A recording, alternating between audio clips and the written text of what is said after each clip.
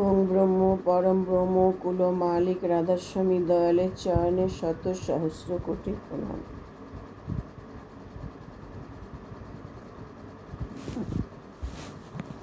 আজ আমি বলবো আচার্যকে। আচার্য ঠাকুর আমাদের বলে গেছেন, সৎসঙ্গ দর্শনে ঈশ্বর অনুবর্তন। আচার্যই হচ্ছেন জীবন্ত শ্রেষ্ঠত্ব। পুরুষোত্তম থেকে আচার্য একটি চলমান ধারা, কারণ আচার্যগণ ইষ্টের ভাবধারাকে বহন করে চলেন। সৎসঙ্গে আচার্যগণ আছেন তারই ইষ্ট প্রতীক।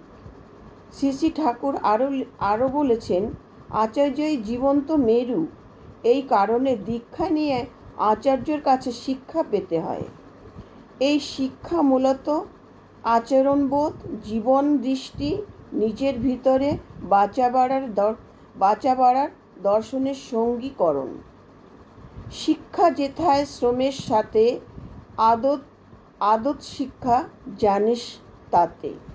আচার্য সান্নিধ্যে এসে ভাগ্যের উপর ছেড়ে দিলে কিছু হবে না।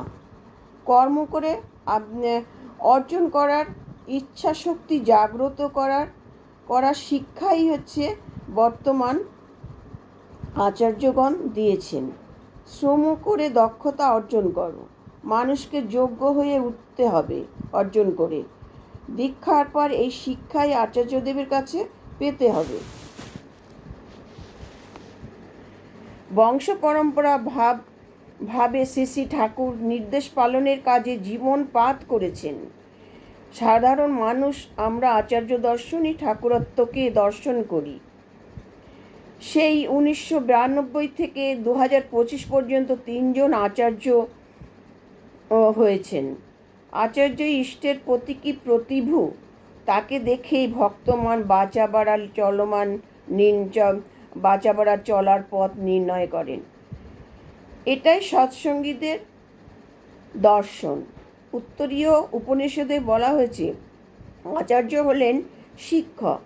শাস্ত্রের অধ্যয়নের পর তার সারমর্ম তিনি তার অনুগামীদের বিতরণ করেন এবং নিজে আচরণ করে তা প্রমাণ করে দিয়ে যান। এই যে ঠাকুরের প্রজ্বলিত দীপ অনির্বাণ প্রজ্বলিত রাখার জন্য, তাতে শক্তি যোগাবার জন্য, তেল সরবরাহের জন্য,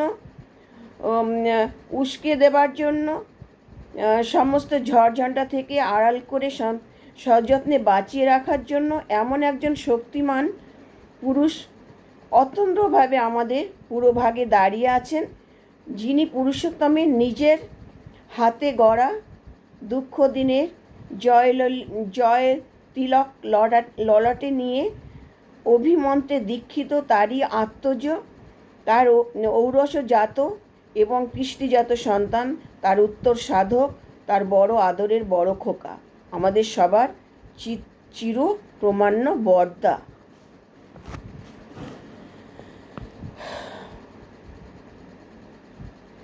ধর্ম স্থাপনের জন্য আমাদের ঠাকুর দুনিয়ার বুকে নেমে এসেছিলেন। তার উদ্দেশ্য সিদ্ধ করে তিনি আমাদের কাছ থেকে অন্তর্হিত হয়েছেন। ধর্মকে তিনি সংস্থাপিত করে গেছেন, যা আমাদের সমগ্র জীবনকে ধারণ করে থাকে।